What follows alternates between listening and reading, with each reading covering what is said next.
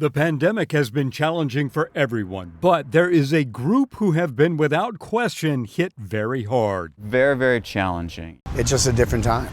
It's a different time. In mid-March, suddenly the kibosh was on everything. Local entertainers who make a living giving live performances have been devastated by the mandates against gatherings and the fears about the coronavirus. I'm bringing magic card in my teeth. Are you ready? David Farr is a professional magician. He's been doing it all his life, and he's good at it. Normally, there are a lot of grad parties, corporate events, and private parties.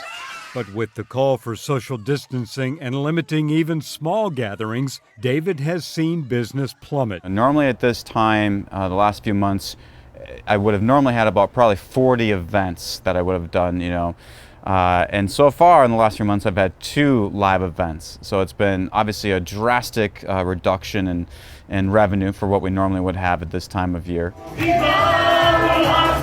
Todd Anderson is the man of 1,000 voices, Elvis being his biggest draw. He normally plays senior living complexes, RV parks, and does smaller intimate shows. He's down to Less than half of the income that I normally make at this time of year.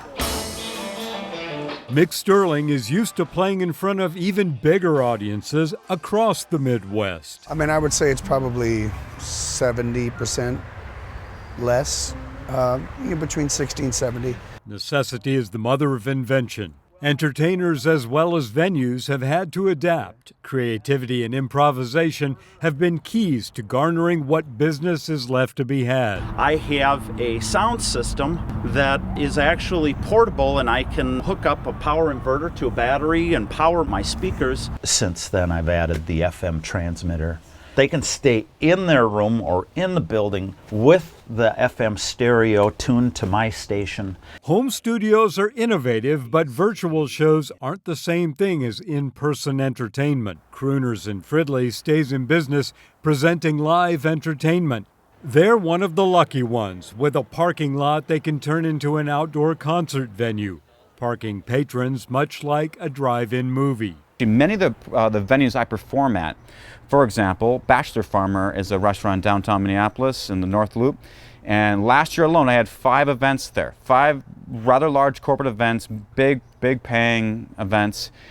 They're now out of business permanently. I think there's a lot of venues in Minneapolis that want to stay open, and their heart is there and their passion is there, and they've been, for decades providing this great thing, but math is math. For now, when you ask how long this will go on, the Magic 8 Ball says, ask again later. Things are starting to open up a little bit now. Whether that translates to, the September, October, November, December, we're kind of still obviously in the future. We'll see. Whether or not some entertainers can survive and just what venues will be left to come back to is unknown. But it's not going to be the same year that I was, along with everybody else, that they were thinking they had. Neil Persley, CCX News. Find more local news stories at ccxmedia.org and follow us on social media.